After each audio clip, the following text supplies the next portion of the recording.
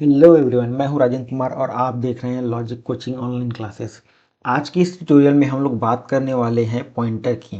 तो पॉइंटर क्या होता है, इसको इनिशियलाइज कैसे करते हैं, यूज़ कैसे करते हैं, डिक्लेयर कैसे करते हैं, इसके बारे में हम लोग देखने वाले हैं।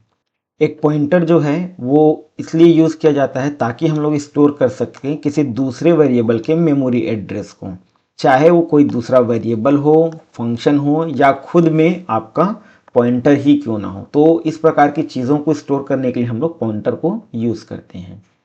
Use of pointer allows low level memory access. आपका जो मेमोरी है उसको लो लेवल में एक्सेस करने की अनुमति देता है। डायनेमिक मेमोरी को अलोकेशंस में मदद करता है और सी के जो बहुत सारे फंक्शनैलिटीज़ हैं उसको भी हमको यूज़ करने के लिए देता है पॉइंटर।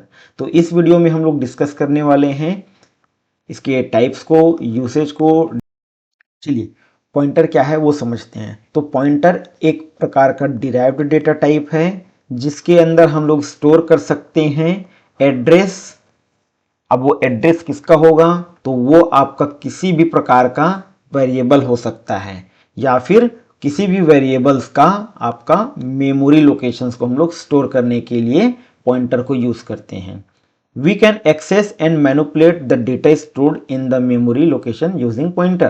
पॉइंटर के माध्यम से हम लोग जो भी डेटा स्टोर्ड है आपके उस मेमोरी लोकेशंस पे उसको हम लोग मैनिपुलेट कर सकते हैं, चेंज कर सकते हैं रन टाइम पे। इसके लिए यूज किया जाता है पॉइंटर को। जैसा कि आपका पॉइंटर स्टोर करता है मेमोरी एड्रेस को, तो फिर इसका जो साइज होगा, जो आपका पॉइंटर होगा उसका साइज होगा वो इंडिपेंडेंट होगा जो भी आप डेटा स्टोर करा रहे हैं उसके डेटा टाइप से। एक और बात करते हैं हम लोग, this size of pointers only depend on the system architecture. जो आपका सिस्टम आर्किटेक्चर है, जो आपका मदरबोर्ड है, जो आपका सीपीयू है, उसके आर्किटेक्चर पे आपका पॉइंटर का साइज डिपेंड करता है। चलिए अब समझते हैं हम लोग पॉइंटर्स के सिंटेक्स को। तो सिंटेक्स को यदि हम लोग देखें तो सबसे पहला आता है यहाँ पर डेटा टाइप। नॉर्मल जो हम लोग वेरिएबल लेते हैं उसमें हम लोगों को नॉर्मली देखने को मिलता है डेटा टाइप, और डेटा टाइप के बाद फिर हमारा जो वेरिएबल नेम होता है वो, इसके बाद फिर हमारा इक्वल टू ऑपरेटर, और इसके बाद फिर हमारा जो भी वैल्यू हम इसमें पुट करना चाह रहे हैं फिर सेमीकोलन से सेपरेट करते हैं। सेम यही चीज हमको पॉइंटर्स में भी देखने को मिलता है। पॉइंटर्स में मेरा डेटा टाइप होता है, डेटा टाइप के बाद फिर यहाँ पास मैं वेरिएबल नेम लिखता हूँ और उसके बाद फिर यहाँ पास एस्टिक लगाता हूँ। ये जो एस्टिक लगाता हूँ इसी को हम लोग डी रिफरेंसिंग ऑपरेटर कहते हैं। ठीक है, तो हम कह सकते हैं कि यहाँ पर जो पीटीआर लिखा गया है वो पॉइंटर का नेम है और डेटा टाइप लिखा हुआ है वो टाइप ऑफ पॉइंटर है। पॉइंटर्स को कैसे यूज करें, तो पॉइंटर्स को हम लोग इन तीन तरीकों से यूज कर सकते हैं, तीन स्टेप्स में डिवाइड कर सकते हैं। पॉइंटर्स को डिक्लेयर करना, पॉइंटर को इनिशियलाइज करना, रेफरेंसिंग या डी रेफरेंसिंग करना। पहला हम लोग देखते हैं पॉइंटर डिक्लेरेशंस। पॉइंटर को जब हम लोग डिक्लेयर करते हैं तो हमको इसको इनिशियलाइज करने की आवश्यकता नहीं है, और हमको पॉइंटर को इनिशियलाइज करने के लिए एस्ट्रिक डी रेफरेंसिंग ऑपरेटर की आवश्यकता होती है। इसके नाम से पहले हम इसको लिखते हैं, जैसे कि यहाँ पास मैंने एग्जांपल लिया है, ये है मेरा डेटा टाइप और इसके बाद फिर यहाँ पास मेरा पॉइंटर का नेम है और यहाँ पास मैंने रिफरेंसिंग या फिर डी रिफरेंसिंग यूज किया हुआ है। तो इस प्रकार से पॉइंटर को डिक्लेयर किया जाता है। जैसे कि यहाँ पास मैंने सिर्फ पॉइंटर को डिक्लेयर किया है, इसमें किसी प्रकार का इनिशियलाइजेशन नहीं किया है, तो यहाँ पास जो आपका पॉइंटर होगा वो रैंडमली कोई भी एक मेमोरी लोकेशंस को पॉइंट कर रहा होता है, और इस प्रकार के पॉइंटर को हम लोग वाइल्ड पॉइंटर कहते हैं। दूसरा हम लोग देखते हैं पॉइंटर इनिशियलाइजेशंस।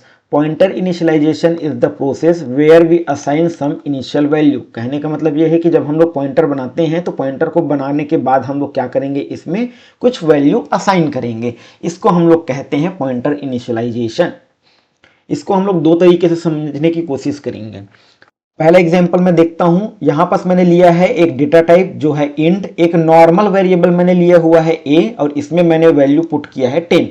इसके बाद फिर मैंने लिया है एक दूसरा वेरिएबल जिसका नाम है पॉइंटर और इसका डेटा टाइप मैंने रखा हुआ है इंट, और क्योंकि ये पॉइंटर है तो इसलिए मैंने यहां पास लगाया हुआ है एस्ट्रिक। इसके बाद फिर मैंने क्या किया है, जो एड्रेस है a आपका एक मेमोरी लोकेशंस है जिसमें 10 नाम का एक वैल्यू है, इसका कुछ एड्रेसेस होता है जो कि रैम के अंतर्गत यह एड्रेस होता है। तो इस प्रकार से आपको कुछ एड्रेस देखने को मिलता है। ठीक है, तो ये आपका ए का एड्रेस है। एक मेरा पॉइंटर वेरिएबल है, इसके अंदर मैं इसको स्टोर कराता हूं। तो इसके लिए मैं एक पॉइंटर वेरिएबल बनाता हूं जिसका नाम है ptr, और इसमें मैं क्या करता हूं, स्टोर कराता हूं। तो इसका जो वैल्यू होगा वो होगा 0x0ff12542 इस प्रकार से, और इसका खुद का एक दूसरा लोकेशन हो सकता है। तो यहां पर मैंने एड्रेस ऑफ ए, मतलब कि इसका जो ए वेरिएबल है, इस वेरिएबल का एड्रेस को मैं स्टोर करा दे रहा हूं पॉइंटर नाम का एक वेरिएबल है इसके अंदर। तो ये जो वेरिएबल है वो मेरा इसके अंतर्गत स्टोर हो रहा है। इस प्रकार से मैं पॉइंटर को इनिशियलाइज कर सकता हूं। एक दूसरा तरीका है जिससे मैं पॉइंटर को बनाने के साथ में इनिशियलाइज कर सकता हूं। तो यहां पर मैं पॉइंटर को बना भी रहा हूं और डायरेक्ट तुरंत उसी पे ही मैं उसको इनिशियलाइज भी कर दे रहा हूं। तीसरा हम लोग देखते हैं डीरिफरेंसिंग। डीरिफरेंसिंग पॉइंटर क्या होता है कि ये एक प्रोसेस है जिसके माध्यम से हम कोई एक वेरिएबल है, उसमें स्टोर्ड वैल्यू है, उसका स्टोरेज आपका पॉइंटर में होता है। पॉइंटर के माध्यम से जब मैं उस स्टोर्ड वैल्यू को एक्सेस करने के लिए जाता हूं तो मुझको एस्ट्रिक की यूज होती है, तब इसको मैं डीरेफरेंसिंग ऑपरेटर कहता हूं। तो आप सिंपली ये समझ सकते हैं कि एस्ट्रिक यदि हम पॉइंटर में लिखते हैं एस्ट्रिक और पीटीआर करके पॉइंटर नेम के साथ, तो फिर इससे मैं डीरेफरेंस कर रहा होता हूं या रेफरेंसिंग दे रहा होता हूं उस पॉइंटर वेरिएबल का उस कनेक्टेड वेरिएबल्स के साथ में। चलो इसको एग्जांपल्स के माध्यम से समझने की कोशिश करते हैं। पहला लाइन है हमारा, जिसको हम लोग इंक्लूड करा रहे हैं standard input output header file को। इसके बाद फिर मेरा मेन फंक्शन है। यहाँ पर मैं एक वेरिएबल ले रहा हूँ, वेरिएबल का नाम है ए, और इस वेरिएबल में मैं एक वैल्यू डाल देता हूँ जिसका वैल्यू है 10। 10 एक इंटीजर वैल्यू है। अब ए जो वेरिएबल है तो इसका कुछ एड्रेस होगा, जो ए का एड्रेस होगा, ठीक है, उस एड्रेस को मैं यहाँ पर लिखता हूँ 0x7FCEB09E75C। ये आपका एक ए है वेरिएबल, उसका एड्रेस है। दूसरा जो मेरा लाइन है वो यह कह रहा है कि मुझको एक पॉइंटर वेरिएबल बनाना है जिसका डेटा टाइप इंटीजर होगा। तो एस्ट्रिक ptr आपका एक वेरिएबल होगा। इस वेरिएबल में आपका डेटा स्टोर होगा। अब किस प्रकार का डेटा स्टोर होगा, तो एड्रेस प्रकार का डेटा स्टोर होगा। तो हमने यहाँ पर ए का जो एड्रेस है उसको पॉइंटर में डाल रखा है। तो ये जो मेरा ए है वेरिएबल, इसमें वैल्यू है 10, बट इसका एड्रेस क्या है, ये वाला।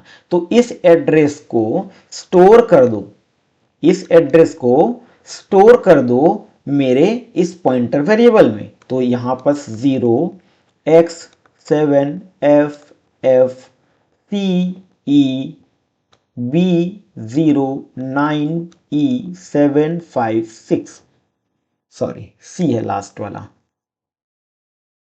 इस प्रकार से। तो यहां पर मैंने एक पॉइंटर वेरिएबल लिया और इस पॉइंटर वेरिएबल में मैंने एड्रेस ए को पुट कर दिया। अब जैसे कि आप देख सकते हैं कि इस पॉइंटर वेरिएबल का खुद का एक एड्रेस होगा, ठीक है, वो एड्रेस है 0x7FFCEB09E750, इस प्रकार से है। तो देखो ये इसका पॉइंटर वेरिएबल का एड्रेस है और ये जो है जिस वेरिएबल को पॉइंट कर रहा है उसका एड्रेस है। तो जब हम लोग प्रिंट करेंगे किसको, ए की वैल्यू को, तो ए की वैल्यू है आपका 10, तो आपको आउटपुट में वैल्यू 10 देखने को मिलेगा। यदि मैं एड्रेस को प्रिंट करूं किसका, ए का, तो ए का एड्रेस मुझको ये प्रिंट देखने को मिलता है, जो कि यहां पर इस तरीके से है। नेक्स्ट लाइन पे मैं प्रिंट कराना चाह रहा हूं पॉइंटर के वैल्यू को। तो पॉइंटर के वैल्यू को प्रिंट कराने के लिए मैं सिंपली यहां पर ptr यूज करता हूं। मुझको यहां पर पॉइंटर का जो वैल्यू है वो प्रिंट होते हुए नजर आएगा। तो ये वैल्यू है आपका जो यहां पर प्रिंट हो रहा है। इसके बाद फिर नेक्स्ट लाइन पे मैं प्रिंट कराना चाह रहा हूं वैल्यू एट पॉइंटर एस्ट्रिक। अब इसमें मैं ये यूज करता हूं, इस लाइन को यूज करता हूं, इस लाइन को प्रिंट कराता हूं, तो मुझको यहां पर एस्ट्रिक पीटीआर करता हूं। तो जब मैं ये रिफरेंसिंग डी रिफरेंसिंग यूज करता हूं